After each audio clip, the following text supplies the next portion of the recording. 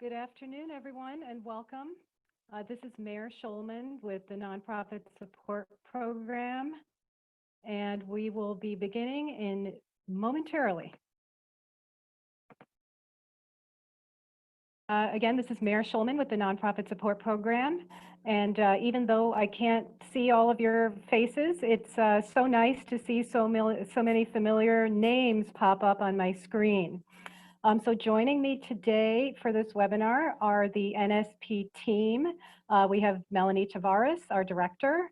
We have Amy Studwell, who manages our financial management and technology programs, among other things. And we have our wonderful support team of Betsy Johnson and Monica Kelly. And a special thank you to Monica and Betsy, who at this time of year would normally be scurrying around at the Pond House, tending to all sorts of in-person logistics, but instead have been scurrying around virtually to help put this online session together. We also want to thank you all for being with us for our first ever virtual NSP regular workshop. So please do bear with us. We will be recording this session, and we will make the recording as well as the PowerPoint slides available on the COVID-19 resources page of our website. The URL is in the chat box by later today. So we have about 180 people registered for today's webinar. So clearly this has struck a chord. And given the size of today's group, we need to place everyone on mute and with your videos off, which we have done. And it's not that we don't want to see your friendly faces, it's just that we're trying to avoid any bandwidth issues.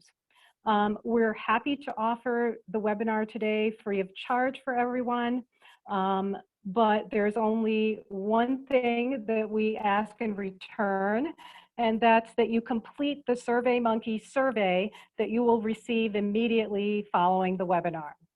As always, we really value your thoughts on the session, and we love your suggestions on what other programs you're interested in having us offer in the coming weeks. And even better, if you've seen presenters that you think are particularly effective.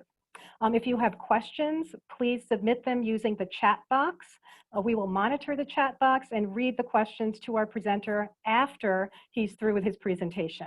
We may not be able to get to all your questions depending on the number, but we'll see what we can do.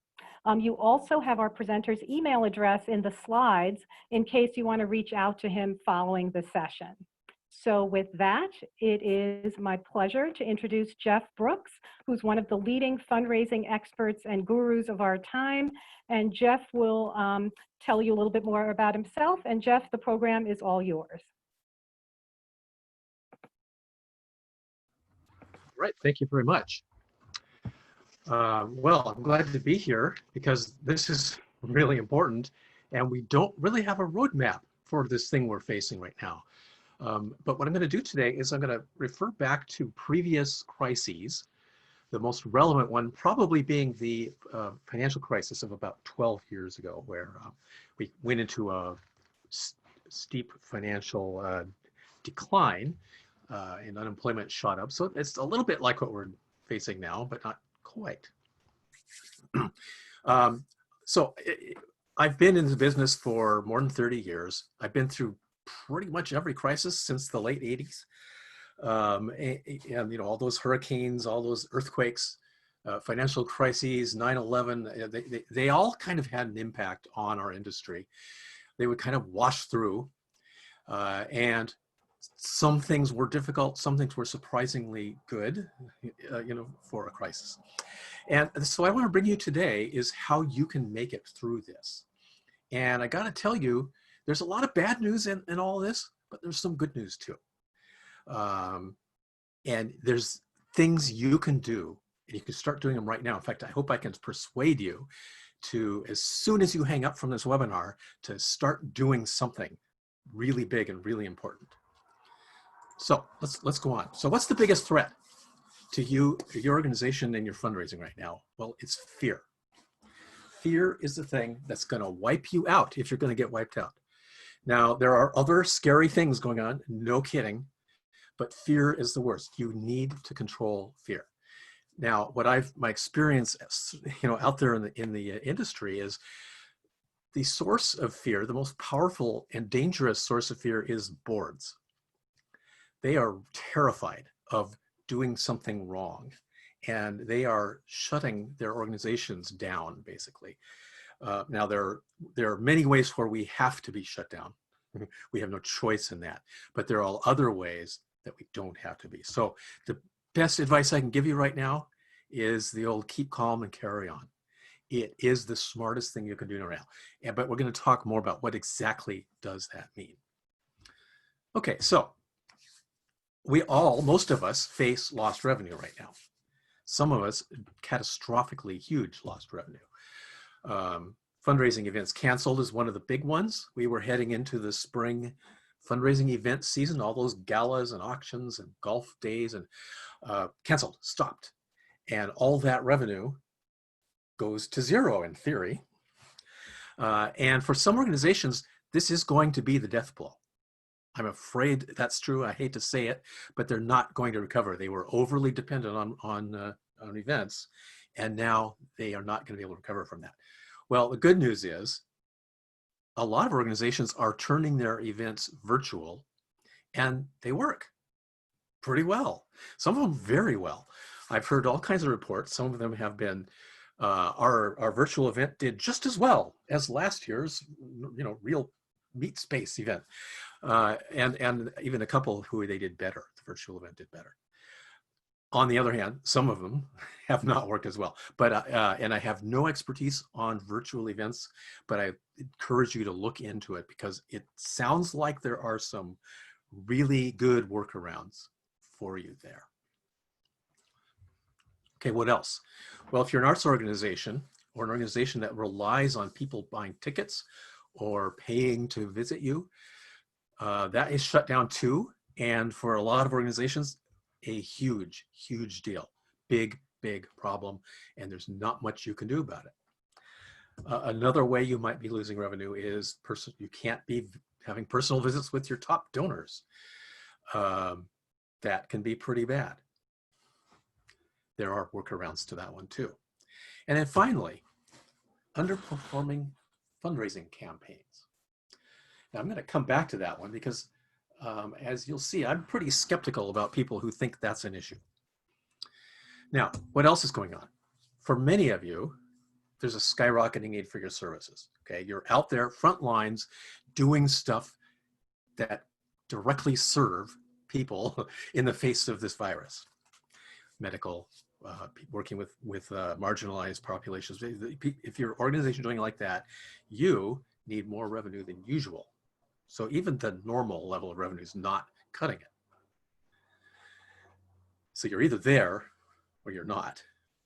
And again, we're gonna talk about, okay, what are you gonna do about it? So you might be asking, around the industry, is fundraising down? After all, stock market kind of crashed a while ago. It's been sort of working its way back up, but it's still far from the top. That's got to hurt some donors, right? Especially some of your high-end donors who live on investments. A lot of people have lost jobs or had serious scale backs to their income. That seems like that should hurt fundraising. And what about distraction? It's like all we hear about 24/7 is this virus. How is your message going to get through? Well, let me tell you the good news. We are seeing all over the US and around the world record-breaking fundraising.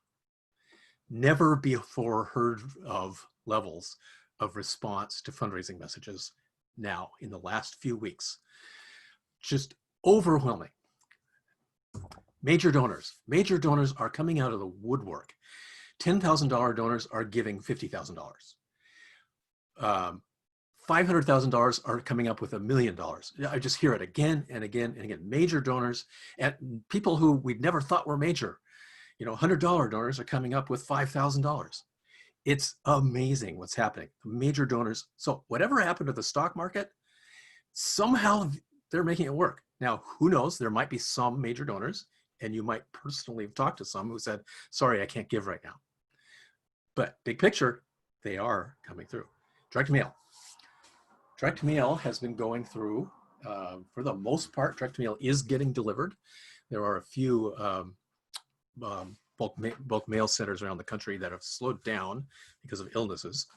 But for the most part, mail is going as normal, and it's doing amazingly well. I'm seeing numbers that I have never seen before, and I've seen everything. Okay, I was around when the the Indian Ocean tsunami transformed fundraising. It was such a big deal. It caused so many people to give. Well, this dwarfs that. Email. Email is working. Oh my goodness. It's working better than I've ever seen email work. We're seeing open rates. What's a good open rate? About 20% or so. We're seeing 50 and 60% open rates. And then click-through rates similarly high, and response rates 10 times. I mean, normally our response rate to an email is going to be well below 1%, final response rate. And we're seeing them up over 1%, well over 1%, 2, 3% to email. Okay. Who would have guessed? Well, and interestingly, direct mail and email are very connected. They have been for a long time. But what we're seeing a lot of is people responding to direct mail via the web. Again, that's not new. That's been happening for years, but we just see it ramping up at an incredible rate. People send out a direct mail piece, and they get an overwhelming surge of gifts via their website. Telephone. Guess what? The contact rate via phone is about double what it normally is. Now, as you know, those of you who are involved in using the phone to raise funds, it's kind of hard to get people on the line. And you're hoping for a 25 to 30% contact rate, basically. It's double that right now. People are answering their phones and they're giving. So it's working. Fundraising is really working. Why? Well, donors still donate. Nothing has changed about human psychology. Yeah, we're facing a thing that's different, that's unlike anything any of us have faced in our lives. But we're still people. And your donors still love your cause, regardless of what it is. Whether you're front line dealing with the emergency or not, your donors love you. And again, I work with arts organizations, environmental organizations, all these organizations that do things that you might think of as irrelevant to the virus. And they too are doing better than ever before because their donors donate and their donors love their cause. And then here's the other important thing that we might be sometimes overlook. Charitable giving, it empowers people. It gives them comfort to give. And that's one of the reasons they're giving at high levels. They see the need. And normally when you do fundraising, you kind of have to explain there's something going on, there's a need out there and that they weren't thinking about. Like you have to kind of break through and change the subject of their life for a minute to say, hey, there's a thing we do and there's a need, and would you please give? Well, right now, you don't have to do that. They're all in the same, we're all in the same room together experiencing the same crisis. So that's why it's working so well. And another thing, and I've been asking people, hey, are your closets especially neat right now? And you'd be surprised how often people say, oh yeah, what made you ask that? And I ask that because I noticed here at home, we cleaned out our closets a couple of weeks ago. There's no need to clean out our closets. I mean, generally sort of way we should do it now and then, but it's this need to take control. So I bet a lot of you, right, you're going to say, wow, how did you know I cleaned out my closet? A lot of you probably cleaned out your closet recently because it's that need to put order into this scary, chaotic time. And charitable giving is like that. And people are doing it all over the place. Now, there's one very large group of nonprofits that's suffering devastating, horrific, unrecoverable losses. Who are they? It's the organizations that have gone silent. They are in deep trouble. Now, I don't know how many organizations are doing that, but judging from my postal mailbox and from my inbox, my email inbox, a lot have decided to go silent. And they are not going to recover from this, not soon. they are getting zero revenue. As opposed to the ones who are doing something, who are having record-breaking fundraising results. So which group do you want to be part of? And the choice is up to you. Now, let's go outside the fundraising world to the investment world, to one of the most successful investors in all history, Warren Buffett, who basically became one of the wealthiest people in the world by being smart with the stock market. And this is his investment strategy. Be fearful when others are greedy, and greedy when others are fearful. And basically that's sort of a way to buy low and sell high.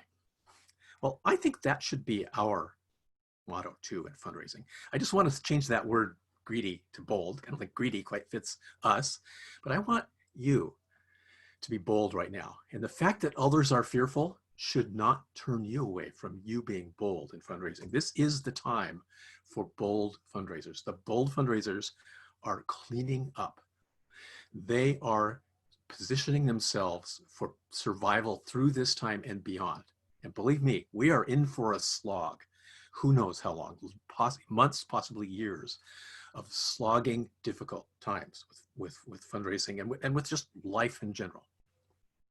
But the best and the most important advice I can give you, and what I can hope you will walk away with today, is don't cancel fundraising activities, except for those ones that you have to cancel. The ones you have to cancel are things where people have to be in the same room together. And we don't know when that opens back up again. We don't know. Might be a few weeks, it might be months, it might be a long time. Can't do anything about that. But don't cancel the things that you don't. Seriously, don't do it. You owe it to your cause and to your donors to be out there and give your donors a chance to be the hero in this time. Now, let me just, put a little nail into this one. Your donors ain't going to be angry with you if you fundraise. Yeah, you'll get a complaint here and there, but your donors are more donors are going to give by far, by factors of 10s, of 20s, and 50s are going to give, as opposed to those who say, I can't believe you raised funds in this weird time. Here's the thing. There are some donors out there who can't give right now because if they lost their job or their investments are down, whatever, some horrible combination of those things, they can't give. There are donors who can't give. There are donors who have to give less than normal. There are donors who have to give later and wait longer. Yeah, that's happening. And I'm hearing that too, where people talk to donors and they hear it now and then. But do not decide for your donors that they aren't going to give right now. That's not your decision. That's their decision. You need to be out there and give them the chance to be the hero they want to be. Now, for those who are giving, I could tell you so many stories of, here's one example. Small organization, it's actually a local chapter of a large brand that you've heard of, but they had to 100% shut down all their activities. What they do has nothing to do with the virus, but it has everything to do with people coming together. And to shut it all down, that means a huge loss of revenue. Basically, all their activities stopped, and they were looking at it thinking, we're going to have to lay off all of our staff, and we might never recover from this. Well, they decided we're going to do a fundraising campaign. We're going to do direct mail and an email fundraising campaign that says, stand with us at this important time, keep us going, so we'll be here. When things are back to normal, we'll be here for you.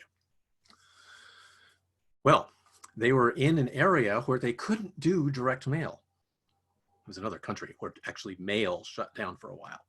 So they could only do email. I thought, oh no, this is so bad. We can't do the direct mail, which tends to work much better than email.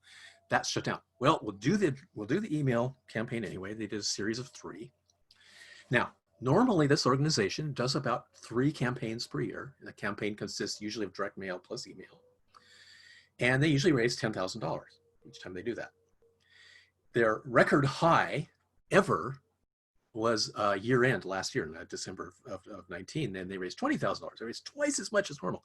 And they were and it's a small organization, so these numbers are good, really good for them $10,000 now and then $20,000, at year end. You want to know how much they raised from their email-only coronavirus crisis campaign? $320,000. 32 times what they normally get. 16 times the best they'd ever done before. And this is from email only. There's no direct mail in there. And normally direct mail drives the most of the revenue. Now that's an extreme case.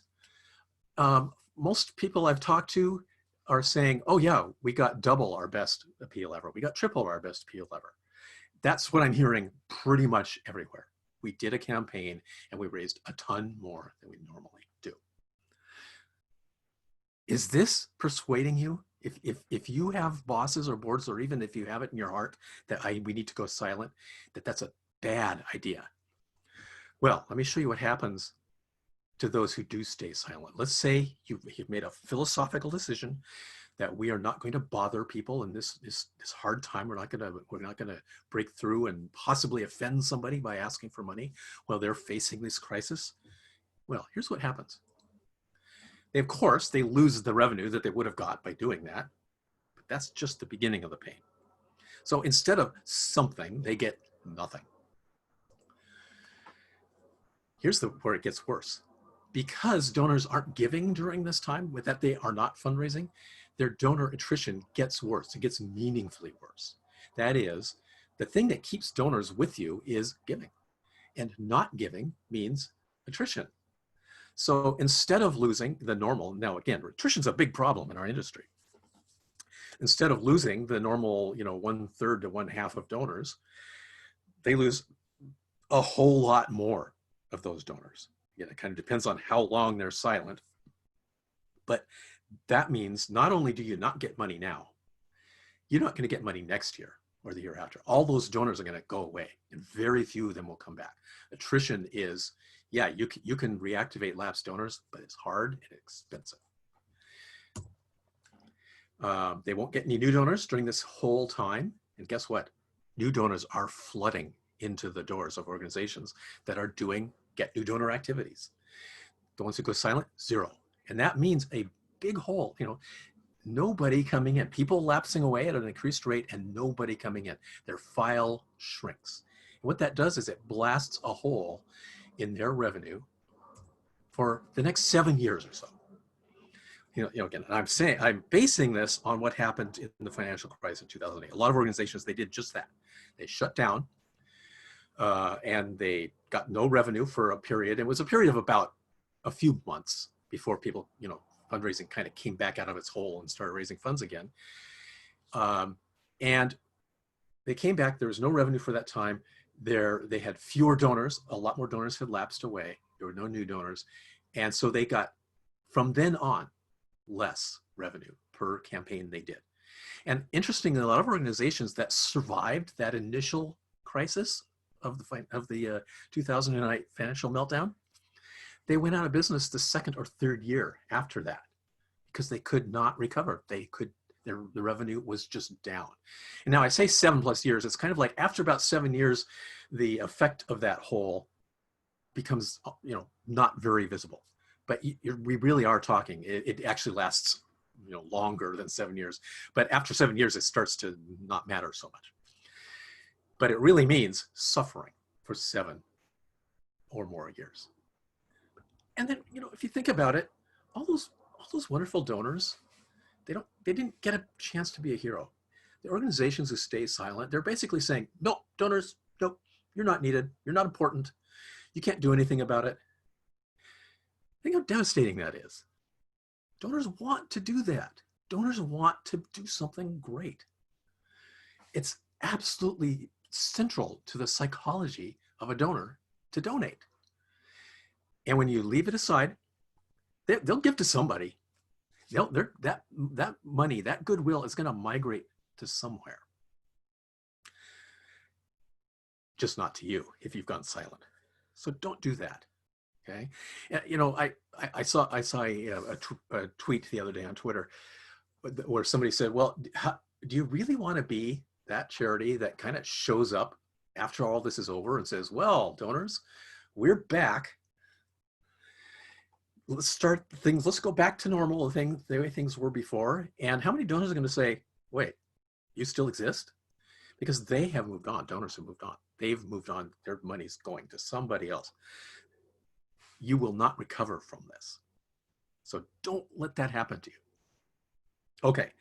Now I realize you may have questions. There might be specific questions for you that maybe your board members or bosses or others have raised about this time. And I will do my best to give you the answers to those. But the big answer is start raising funds now. And in a minute, I'll show you exactly how to do that. Now, so what are we going to do during the crisis?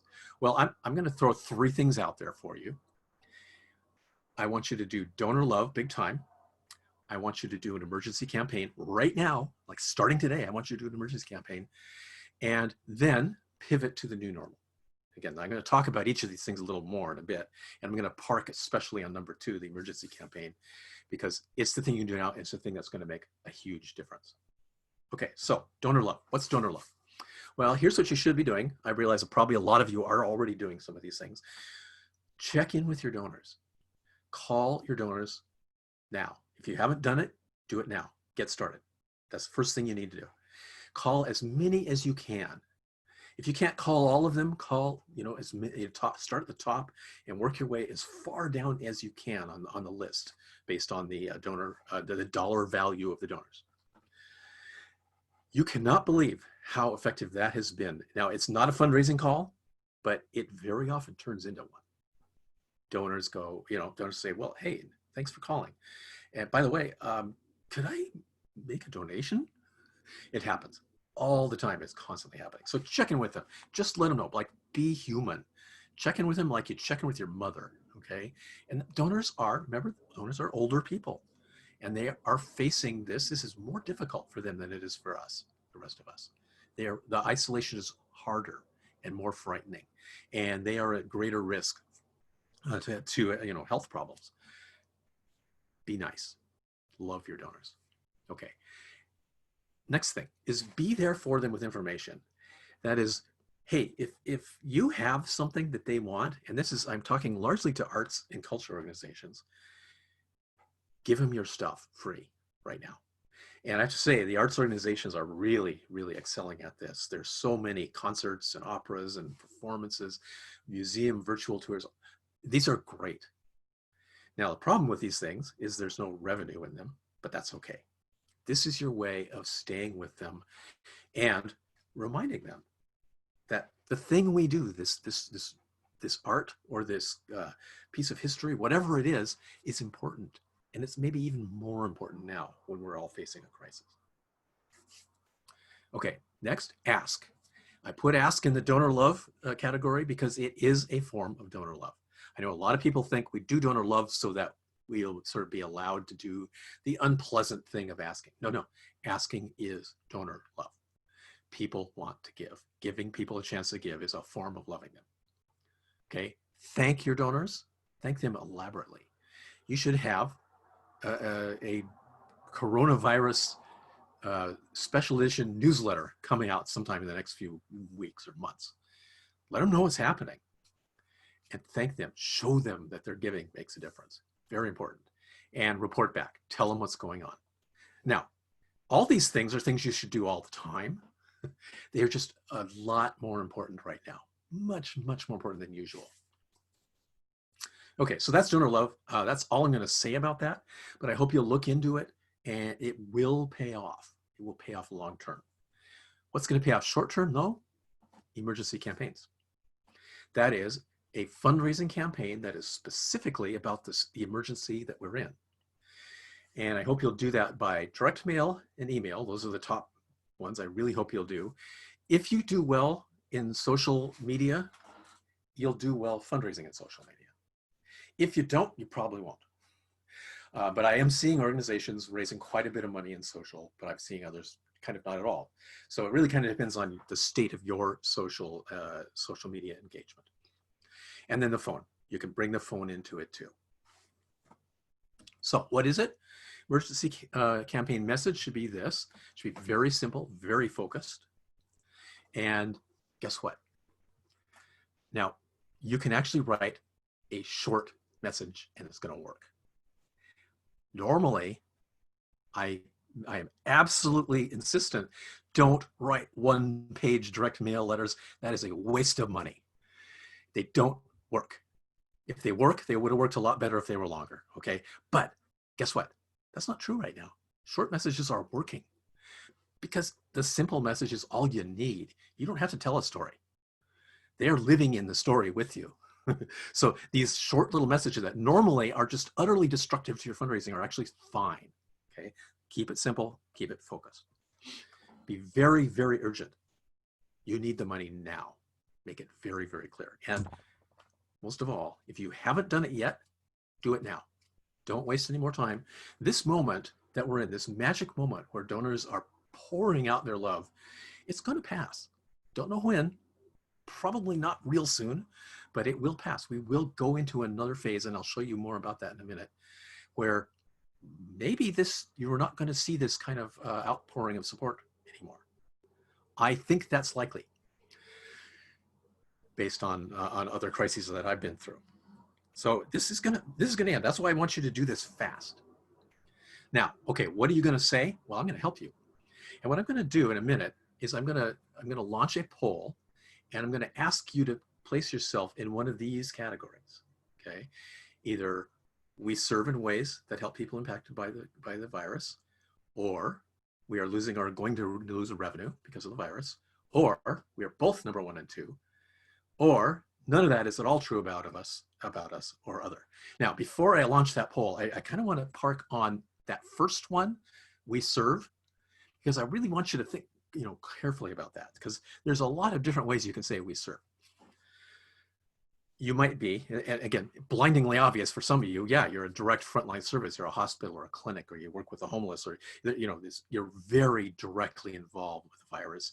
You're a food bank, all these organizations that are just being overwhelmed with meeting the increased need that's happening right now, whether it's health needs or economic needs. Okay, that's the easy one, and that's a bunch of you. Then there's some more, it's indirect, but still kind of frontline. So it might be, shelters, people that work with those in social isolation, people working with child abuse, things like that, that it turns out are connected to the virus, but it's just not a direct connection to the virus. So I want you, if you're in that group, to think that I am in that group. I am serving more because of the crisis. And then there's another large group of you who might say, well, we don't really do anything directly, but the nature of what we do is that we're needed right now. Maybe religious organizations, okay? People are turning to their spirituality right now, big time. So religious organizations are incredibly important. Same with arts organizations. People are saying, well, maybe I have a little extra time in my hand. I need music in my life. I need more music in my life than ever before. And people are asking for those things. So I want you to kind of think through, no matter what you do, can you say, we have a greater need now because of the virus? And I want to just kind of give you a couple of examples where you might have thought they'd have said no, but they ended up saying yes. And I've been seeing a lot of the time animal welfare organizations, for instance. When I first encountered an animal welfare organization, I thought, oh boy, this has nothing to do with this crisis. But a very smart animal welfare organization said to me, well, yeah, Jeff, but when people are in social isolation, pets are more important than ever. And we're here with pets for people. People can still come by to pick up the pets, and pets are still being abandoned. I mean, there's nothing has changed about the situation. And guess what? They're doing great. So they are serving people impacted by the virus. Okay, one other example. My wife works for an organization that provides information for families with kids who have a learning and attention disorders, dyslexia and attention, things like that. Okay, that doesn't sound very connected. Guess what? It's an information organization. Their website is blowing up. Why? Because basically every kid in America is not in school right now. And kids with learning and attention issues are home, not getting their normal support. And the parents are going, what can I do? So that's another organization that's finding that it has a lot to do with this crisis. So what I just want you to do, if you're in sort of that last category where you might say, well, we don't really connect with it, just say it out loud. we're needed more than ever now because, and then say it out loud, and just give it a sniff test. Does it sound bogus when you say it? Give it its chance to work. Okay, now I'm going to launch the poll, and I'd like you to place yourself in one of these categories, okay? Go ahead and vote. I want to get a lot of votes, okay? Do you work directly? Are you losing revenue? Are you doing both of those? Or are you in either, this is not at all true, or is there some other, I know there's some other situations that are completely different. All right, let's see, votes are still coming in. We are at 70% participation. Wow, this is great.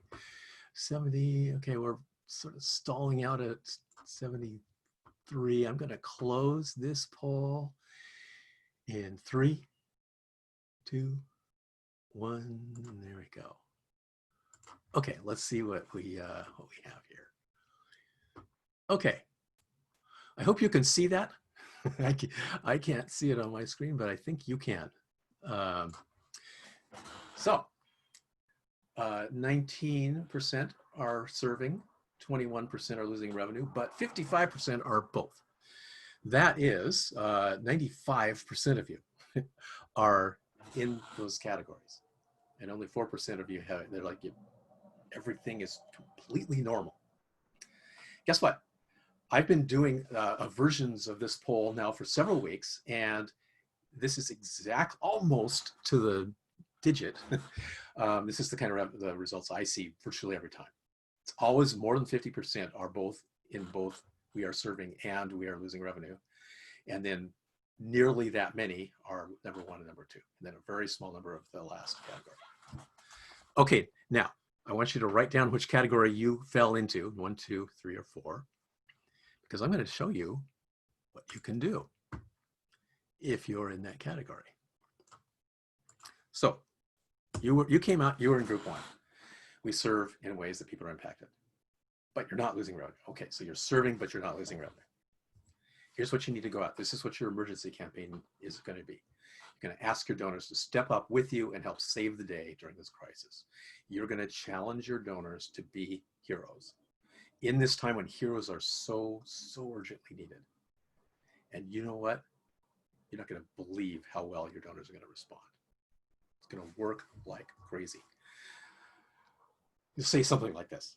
Okay, and I'm not writing your copy for you, but this is the spirit of what you're saying. So many people urgently need help as they come down with the virus, or as they lose their jobs. Will you please help them with a special gift today? Okay, it's to help during the crisis, very specific. So that's your basic message. Now, let's say you're in that second group. So you aren't serving in anything to do with the crisis, but you are losing revenue. Okay, your events were canceled or tickets were not being sold. Here's what you need to do. You need to ask your donors to help make up for the lost income, to rescue you. Now, that might not feel like as strong a fundraising proposition, and maybe it isn't, but I'll tell you what, it's really working. I'm working with opera companies, symphony orchestras, and this is what they're saying. Basically, they're saying, well, I know you value classical music,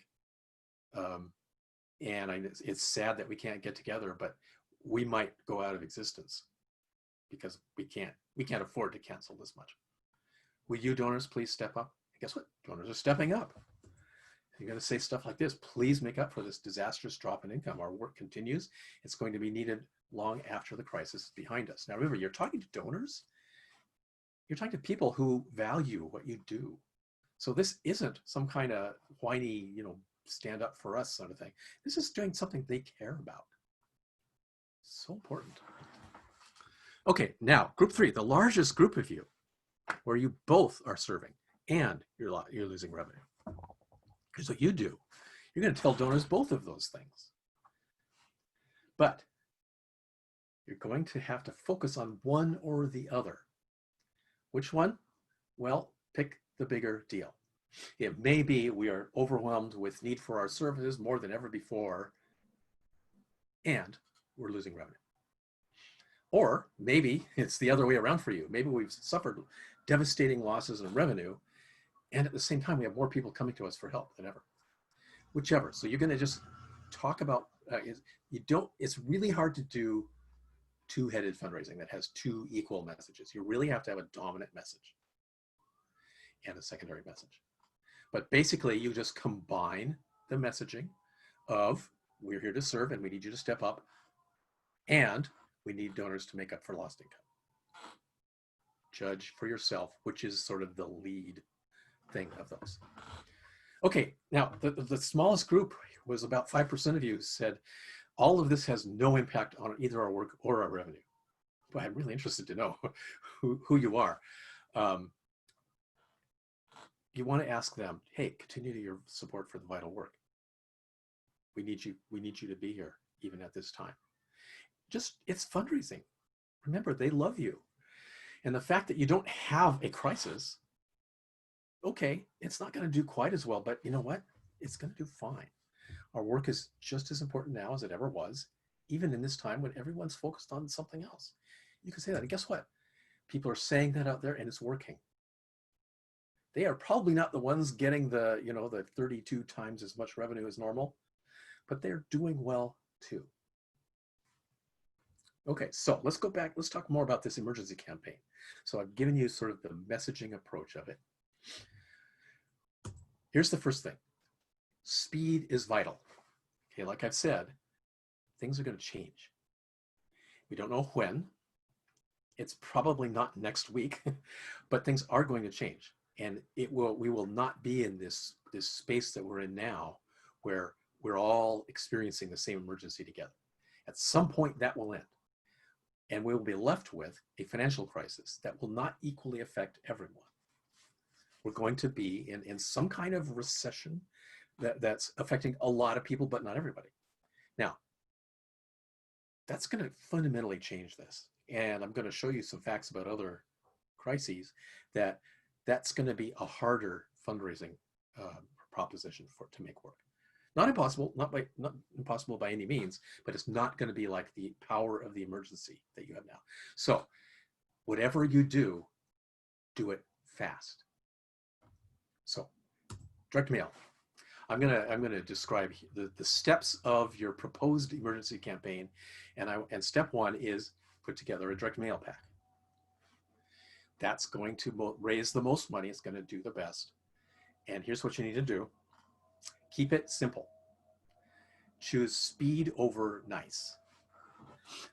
Choose speed over pretty much everything.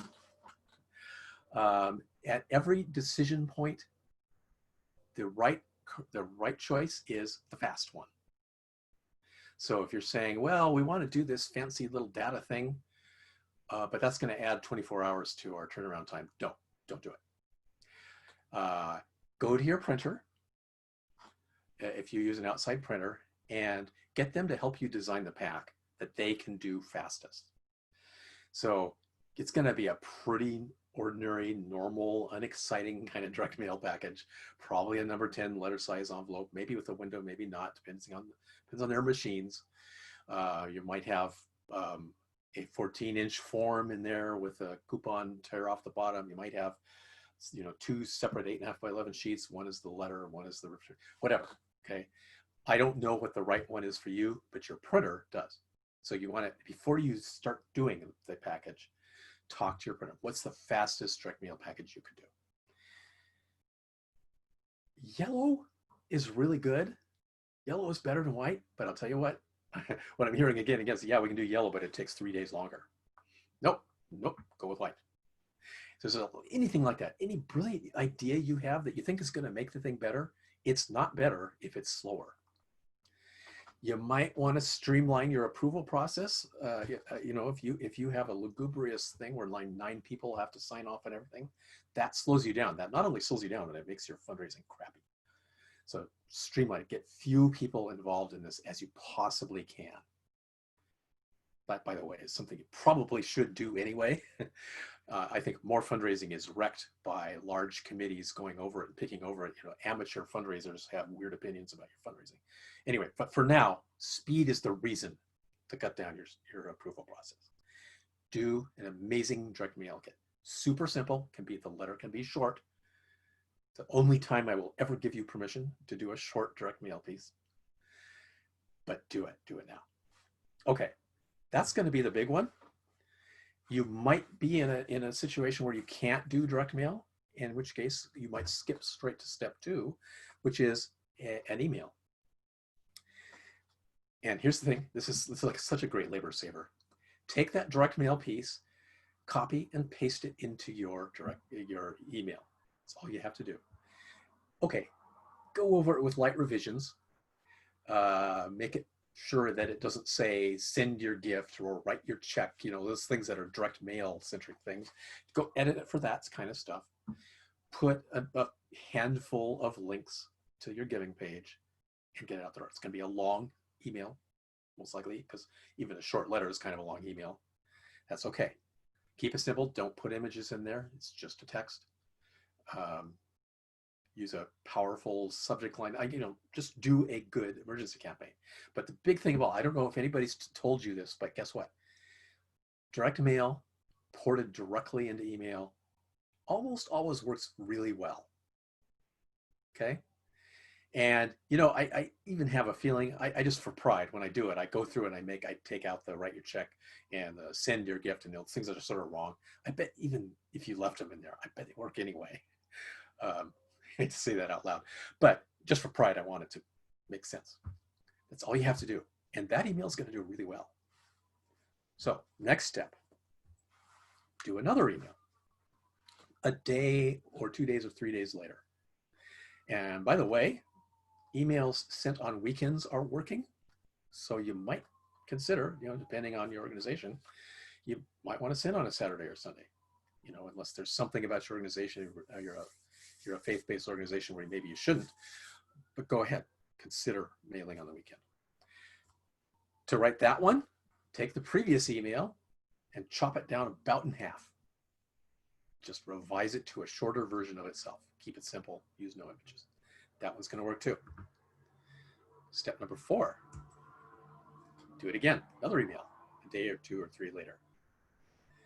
Now you basically cut that previous email down to really short. That is pretty much focused on speed and giving now, giving immediately. It's like all that's left is urgency. Okay, so you've sent a direct mail and 3 emails, and the timing of those, I'm not all that concerned about the timing. The sort of ideal timing is that the direct mail lands in home somewhere around the time while the emails are landing. With email, you have exact control of when it lands. With direct mail, you have a sort of fuzzy control of when that gets in home. So aim them to be around the same time. But I got to tell you, if it doesn't work the way it's supposed to work, it's still okay. Like the $320,000 organization I heard from you, they did this. They just couldn't send that initial email, and they raised crazy money anyway. Okay, step 5 of your emergency campaign is here's some optional stuff. If you have a good Facebook following, putting this stuff up on Facebook. In fact, you might do it anyway because it's easy. Like just take this messaging, and the problem with Facebook is you kind of need to put an image up. Okay, if you've got some good images and you've got some messages, go ahead and do it. Again, if you're not raising much money on Facebook, if you have never raised much money on Facebook, you're probably not going to raise much now. You just haven't really built that audience for that kind of action. So that's kind of up to you, and I call it optional. You might also make phone calls to donors. In fact, some organizations, this isn't at all optional, they're doing phone only. They're just making that choice, and it's working quite well. That's just a little more difficult and it's more time consuming. So that's step 5.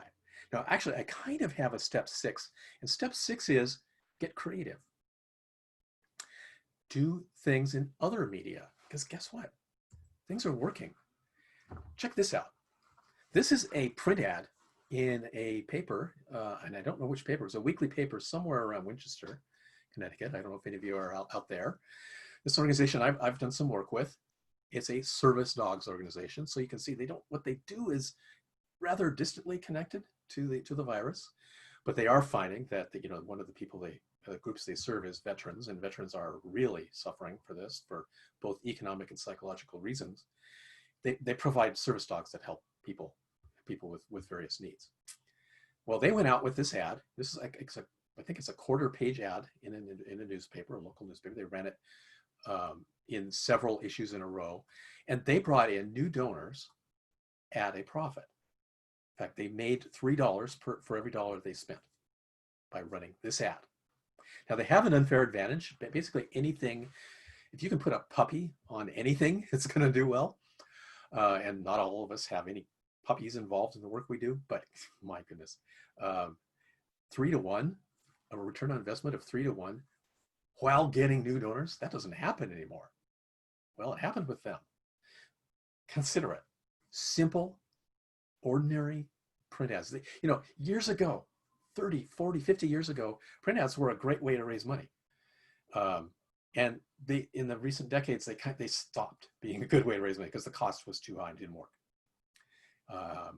Guess we're in a weird time now where it does work. Another thing you might consider, go on the radio. People are responding to radio spots.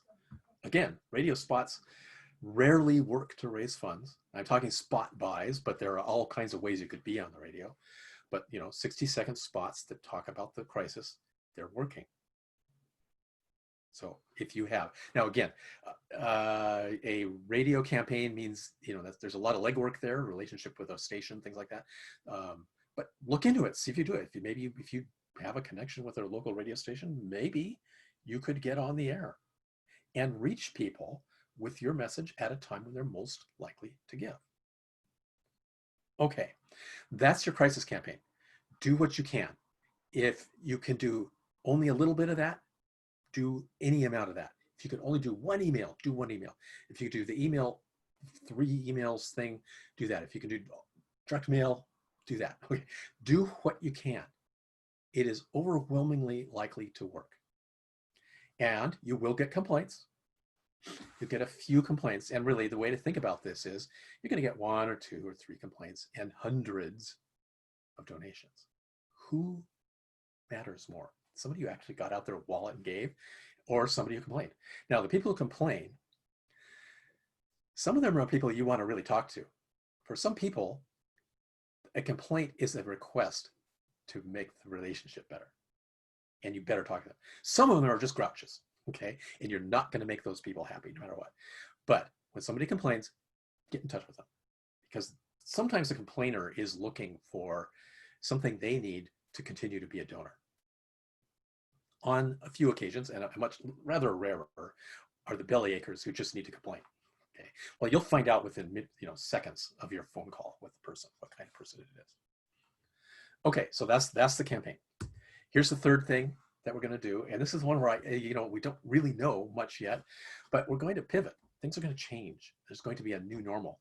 This crisis, this thing that we're all living in together. We're all sort of worried about our own health, our family's health, our business, our jobs. It's going to transition. And it's not going to be like that.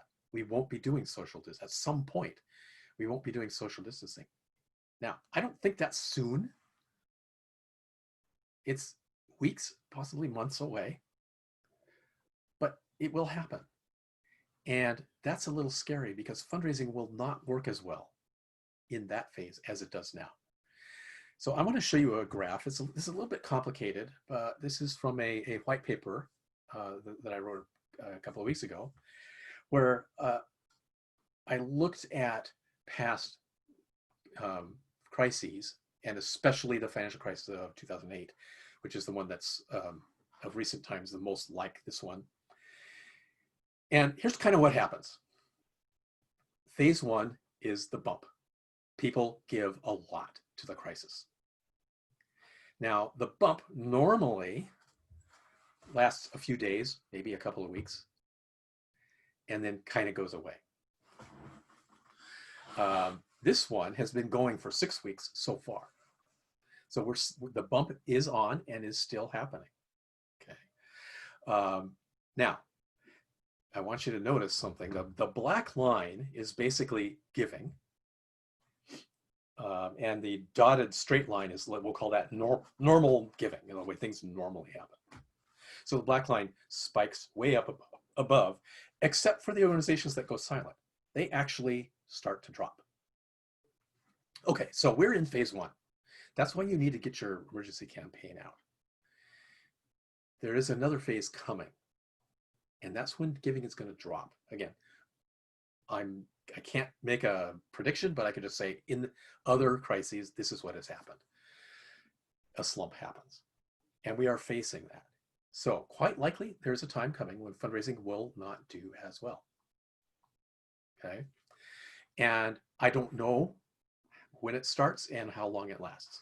Typically, it lasts for weeks or months.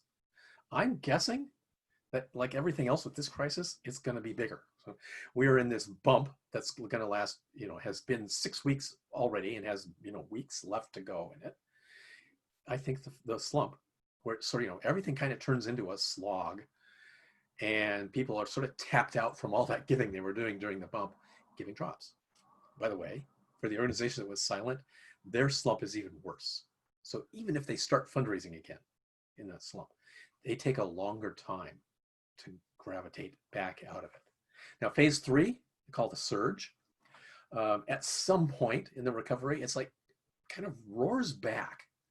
And it tends to roar back up to higher than it was before, but again, not to the bump levels.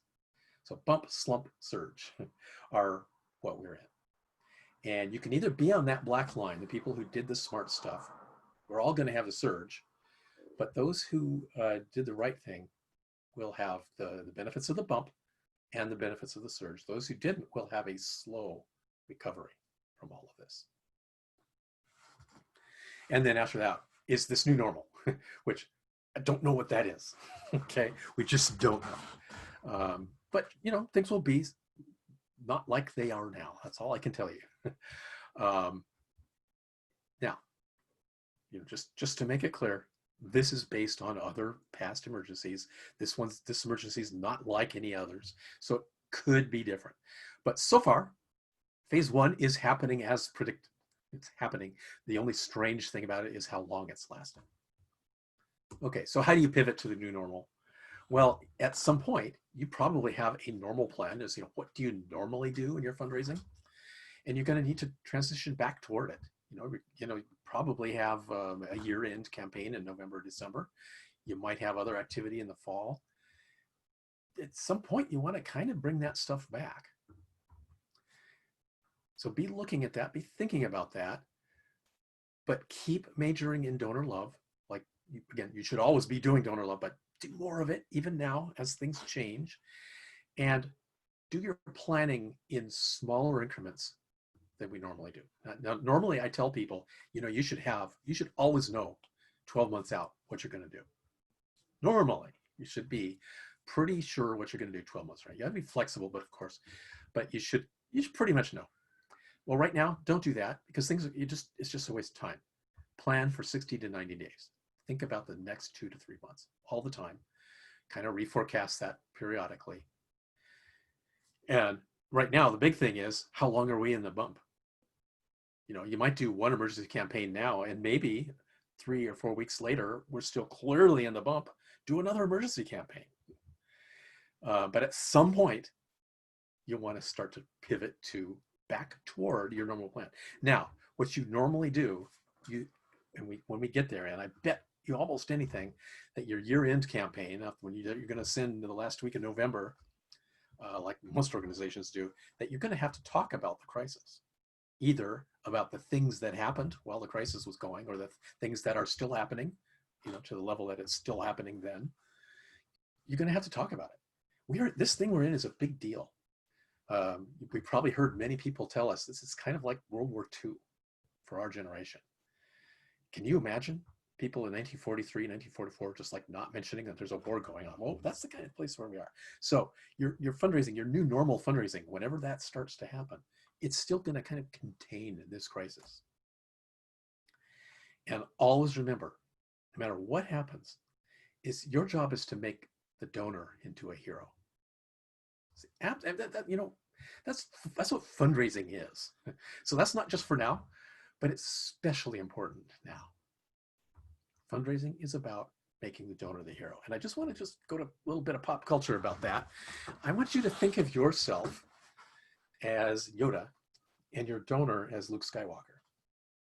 I want you to think about the relationship they have in whatever movie that was, where they're living on this swamp planet. And Yoda is teaching Luke how to save the universe. That's what you are. And I want you to really take a cue from that movie. The nonprofit organization is this shriveled little green guy who can't talk properly. And the donor is this young hunk who gets to go out and save the universe. That's fundraising. That's real fundraising. And that's how I want you to think of this. Don't go to your donors with how awesome your programs are. Go to the donors with how awesome a difference they can make by giving to you. Now, again, this isn't crisis advice. This is fundraising advice.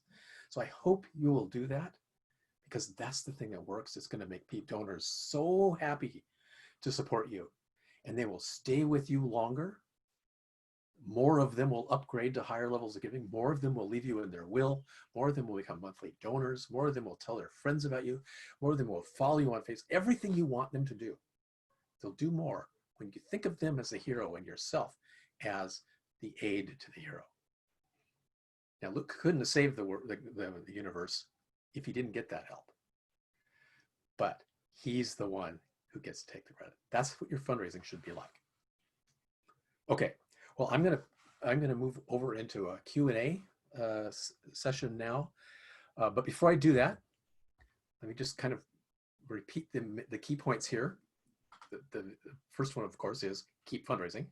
Second is, for your crisis campaign, speed is important. It's the most important thing. Every time you face a question, should we do A or B? The right answer is the fast one. That's not normally what you do. Normally you pick the good one, but right now you pick the fast one. Don't let perfection block progress. That happens a lot, in fundraising. It's like we just chew and chew and chew on making it perfect and end up not making progress. No, right now you got to get away from that kind of thinking. Make things happen. Remember, this is the time for the bold. It's better to be bold than to be fearful. Automatically, this is true most of the time. It's especially true right now. Be ready for change. We're in an extraordinary time. We're in the bump where fundraising is going extraordinarily well right now, but it's going to change. That is not the permanent state of things. And then finally, this is your time. Here's a prediction for you. When you are old and gray like me, you're going to look back at this time. You're going to like, remember 2020? Remember that virus time? I became the person I am today during that time. And I can say this because when I look back at my career, it's the times of crisis where I grew, where I became more capable, where I became more able, and where my thinking became better, and I became more bold, and I became more on top of things. So remember that. This is the way World War II was for a previous generation. It's where they became who they were. They became the heroes that they had innately inside them to be. So keep calm, carry on. And now let's go ahead with the questions. Okay, Jeff, we've got some questions in the chat. So the first one is, in thinking about fall events, do you recommend that they be virtual? I wish I knew the answer to that. What I would do is I would plan for both. We really hope that things are back to normal by fall, but I don't think we can guarantee that. So I would probably be really carefully looking at, can we take it either way? I know that's sort of wishy-washy, but I'd say, I have sort of a speaking calendar. I travel around, and it happens to be kind of busy in September, October, November. And those schedules, dates I have on they're just penciled in right now because I don't know if I'm going to be doing it. And the smart organizations are actually already telling me, we don't know if this is going to happen or not. But if it doesn't, we have a virtual backup. So that's what I would recommend for you. Great. Okay. And then we have another question that says, I am reading/hearing data that shows that folks are planning on giving more in 2020 than originally anticipated. Is this what you are seeing, and how might it affect the phases? Yeah. This is exactly what I'm seeing. And I think it's the main way it's playing out is bump. It's the bump we're in right now. I wouldn't be surprised though if we saw kind of a maybe we'll have a little bit of a surge at year end where maybe sort of for those people who plan ahead, they're giving more than others. So yeah, but the big one is people are giving right now. Great. And then we have regarding email, are you saying by email or by an e-blast? I'm not sure I understand the difference between the two. Could you maybe clarify that? Is an e-blast a mass email? Right. So maybe that's the clarification. If that person can clarify that in the chat, basically, maybe you could just define, Jeff, what an e-blast is. Yeah, um, I might be wrong. I hear that term used. I'm not sure. I think an e-blast means it's a mass email to a lot of people, and an email. Okay, so somebody clarify that. So yeah, I'd say e-blast because the more the better. Great. The more people you go to, the better. The more money you're going to raise. Okay. And then Kathy asks, should emergency campaigns have a specific purpose and should they have a dollar goal? They should have a specific purpose, which is either, help us be there to serve during this time of crisis, and or help us overcome this catastrophic loss of revenue. So that is the purpose. And it could be more or less, it could be much less specific than that, but it could be more specific, like we need to do some specific activities, like we need to raise money to feed some large number of people. It could be something like that. It'll work okay either way, whether you have something. And then as for a dollar goal, sure. But again, it's not necessary. Dollar goals are good. The problem with a dollar goal is at the beginning, it might not be helpful because it looks overwhelming. And at the end, it might not be helpful because it looks like you're not needed. The dollar goal thing, when it really serves you is when you're about 70 to 80% of the way to goal. That's when it really motivates people to give. So all that to say, yeah, dollar goal is good, probably. And a specific purpose beyond, to support us in this period of time also might be good. But not really necessary because it can take you extra time to say, well, okay, what exactly is this funding we're trying to raise? If that's going to take you more time to figure that out, don't do it. Just talk about be there for this time.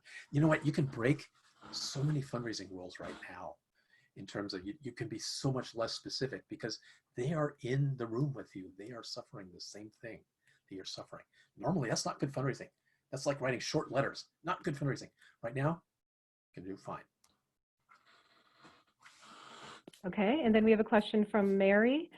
Is direct mail or email emergency campaign, indirect mail or email emergency campaigns, you say no images. Why? Don't pictures tell a story?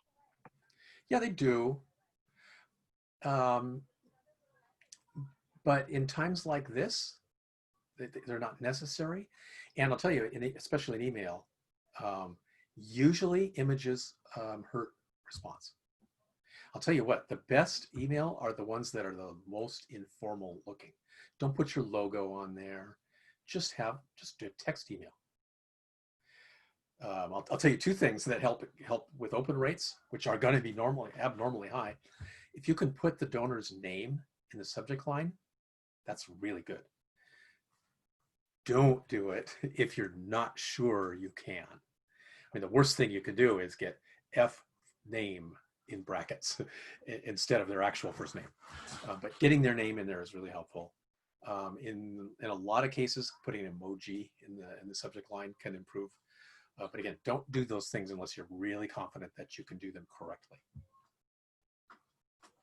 Okay, and then Beth asks, what is the best way to thank donors?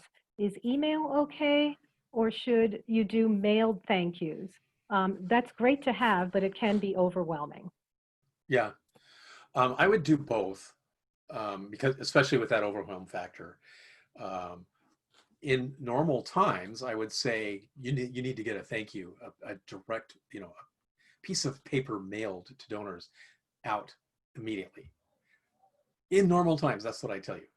Right now, I'd say, yeah, you're going to have so many, you're not going to be able to keep up. So send out that email right away. But do send them a paper acknowledgement. That's really important. And again, if you should send paper acknowledgements to online donors, except in those cases where you have no address to send to. I know that sometimes that happens. But yeah, when you send a paper thing to a online donor, you help them cross that. Your best donor is somebody who engages with you both online and offline. That's your goal, is to have that.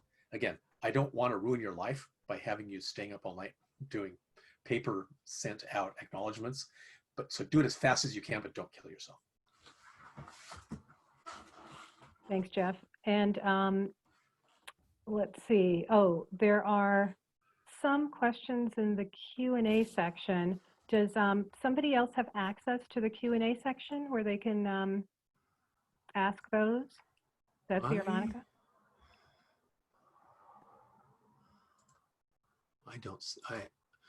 I don't see any in there. I see that there are 14 questions, but I don't see any questions.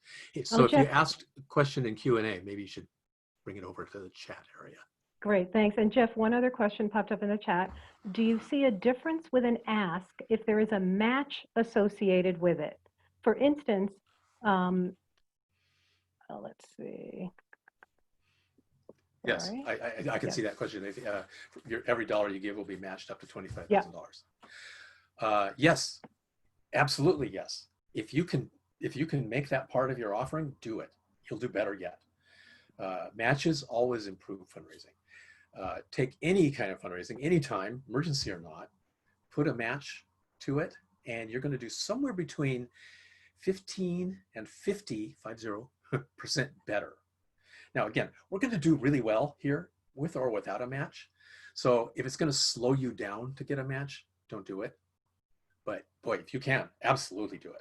Something you should always at least consider adding a match to any fundraising campaign you do.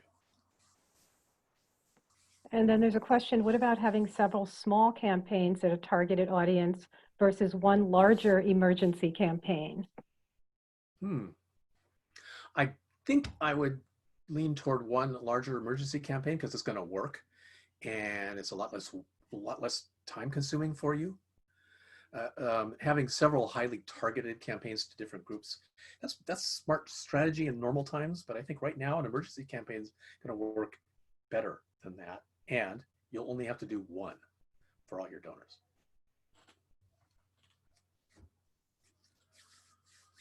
And then how frequently should we send these appeals? Our current donor list is fairly small, so we're emailing our entire mailing list. Our team has diverse thoughts on how frequent is too frequent. Right now, our emails are 10 days apart and there's no budget for direct mail. Yeah, you are at 10 days apart is too infrequent. Got to tell you that. You should bring them closer together. And really, that's not to say you should mail at a fast pace all the time, but during a campaign, you should be mailing, you should be mailing your 3 emergency emails 24 to 48 hours apart. You really should. Really emailing less than, emailing monthly is kind of like not emailing. You're not really present in the inbox if you're only going out once a month. So yeah, the thing about email is most of it just gets deleted unread. And you know this because you know, especially Monday mornings, you're like, oh yeah, Monday morning you go through and go delete, delete, delete, delete, delete, delete. That's the world we're in. Well, not so much right now, where we're getting 50 and 60% open rates. All that to say, you can be quite frequent. Unsubscribe rates these days, I just read an article about that this morning, are quite dramatically down. You know, what happens if you increase your frequency of email, if you've been going every 10 days or less, and then suddenly you send a bunch in a row, yeah, you'll get a small surge of unsubscribes, and it's okay. It's really okay. You know, unless you have a really high rate of unsubscribes. Unsubscribes are mostly good. They're mostly good because they mean people who shouldn't be on your list are opting out of it. Um, but when you change frequency, you get higher. You get a few more unsubscribes. Unsubscribes are not the worst thing in the world. Great. And then would you offer a concert and attach it to a fundraiser? Um, hmm. And I assume you're talking about a virtual concert. Um, I think I would. Um, honestly, though, I'm not sure because I haven't seen that yet. I think it's going to happen, though.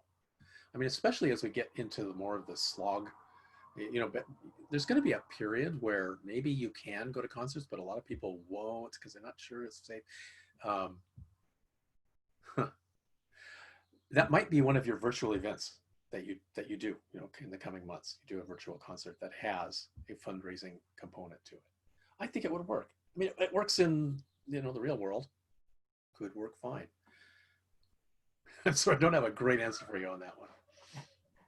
Okay, and then there's a question regarding corporate support. At this time, should the focus be on individual donors? Since corporate resources have never been more competitive, is it worth the energy? Um, maybe. I would tend to focus more on individual giving at this time, but it doesn't mean corporate's gone. I mean, the funny thing about corporate support is that some corporate support really is individual support, because it's a business, but it's really the expression of it, the owner of the business. But other times it really is a corporation. I wouldn't be putting a lot of energy trying to raise money from airlines right now, for instance. I would guess they are not coming through quite as much as they'd like to. But I would kind of make a judgment call there. I'm guessing that individual support is probably more profitable right now. Okay, and then do you recommend just one emergency campaign, or is this repeatable after a certain length of time? It's repeatable until the bump is over. So I would do it, like go out and do it right now. Be out in the mail, by Thursday or early next week. And then you kind of got to keep your ear to the ground. Is it time? Is something else better than an emergency campaign?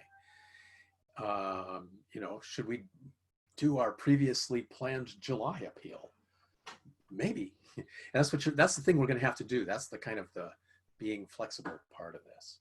But I would think I would do another emergency campaign about 3 or 4 weeks later if things still feel the same then. If that seems more likely to raise more money than something else. Or maybe, you want to do your normal July summer appeal. There's things we can do to make it relevant to the crisis the way things are. That's something you're going to have to decide as you get there and sort of have a clearer sense of how things feel. Great. And then there's a question, when we resend emails, do we send to recipients who didn't open previously? And do we eliminate donors who already gave to our emergency campaign?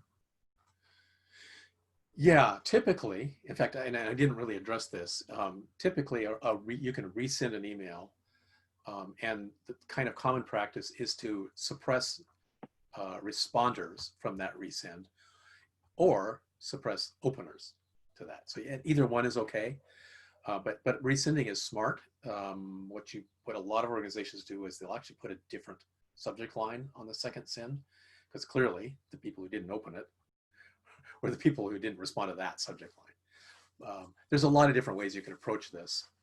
And I know that there are some better and worse practices, but it moves the needle in a rather small way, these different ways of doing it. Okay. And then another question says, it seems this session is focused primarily on individual giving. Do you have any thoughts about foundation and corporate giving? Not much. I'm not very, I have not done a whole lot of work with them. I know that some foundations are really stepping up and doing very well, and they're supported nonprofits. I would find out everything you can find out about your normal sources of corporate and foundation giving and see if it looks good.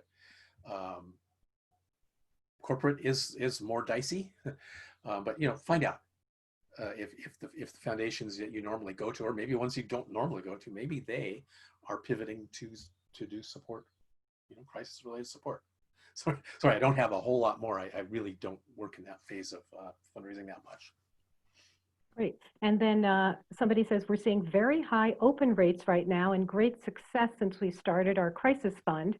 That's because folks are home. We've noticed that when weather is warmer and the rate goes down, How do you see the quote opening up that's coming affecting fundraising? um, I think it's gonna make fundraising not as strong, but I don't think that's a signal to not do it. So I'd say keep going until you see it like not work.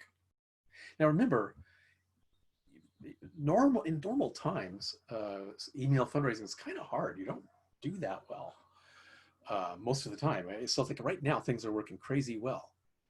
At some point, it'll get back to normal. And like you say, weird things have effect on it. The weather, the days of the week, and all kinds of things can suppress it. That doesn't mean don't do it. That means do it and learn. And then there's a question, Jeff, about who the email should come from.